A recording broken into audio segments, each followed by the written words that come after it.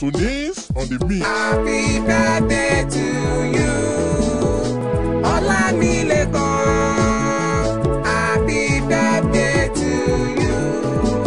Congratulations. Ó kú oríire,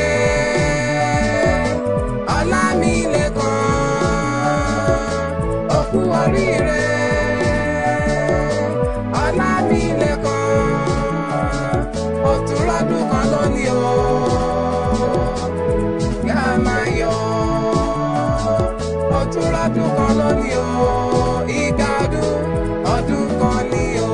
Bí Ọlọ́run bá ṣe ní lóore ó yẹ ká dúpẹ́. Ọpẹ́ lákàǹkà fọ́lọ́run ọba Elédùmarè tó jẹ́ kí ọdún tún borí ọdún. Fọlámilékan ọmọ Lawal.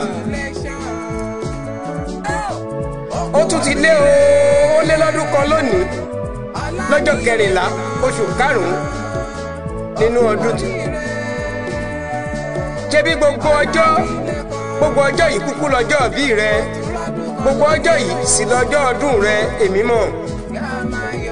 Ọlámilékan ọkọ Ọláńṣílémi Àṣàbí, bàbá ọmọ Bọ́lájí, akíkanjú ọmọ wọn nílùú Òṣogbo, alálùbáríkà ọmọ tó ṣe é fọwọ́ rẹ̀ sọ̀yà láàyè káàyè.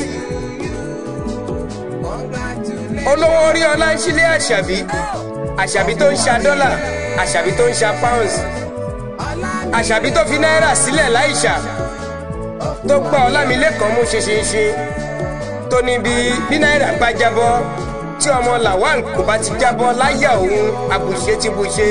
Ọlámilékan kọ́ Àṣàbí. Ó ti ṣọdún yìí o, wàá ṣe ẹ̀mí tayataya tọmọtọmọ pẹ̀lú owó ńláńlá tó ń dẹ́rù bòṣì, bẹ́ẹ̀ lọ́mọ rẹ ò sì níyàn kú láéláé. Àní wọ́n á túbọ̀ máa pọ̀ sínú Ọlọ́run ọba Elédùmarè. Ọlámilékan o, ọmọ Lawal, ọmọ wọn nílùú Òṣogbo Òròkì.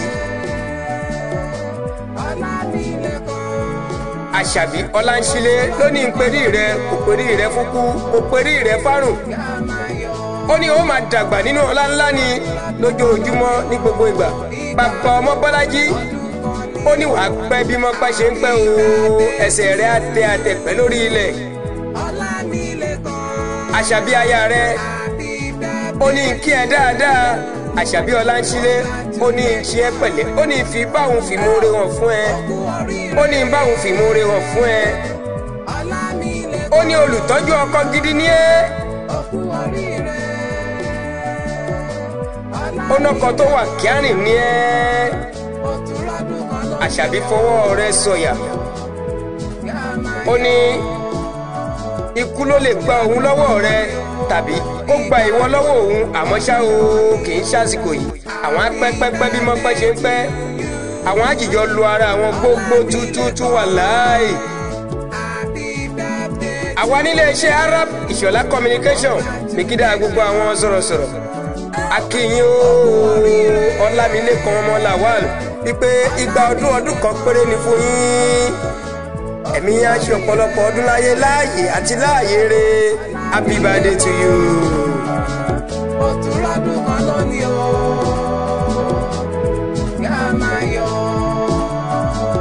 Ó tún lọ́dún kan lónìí o.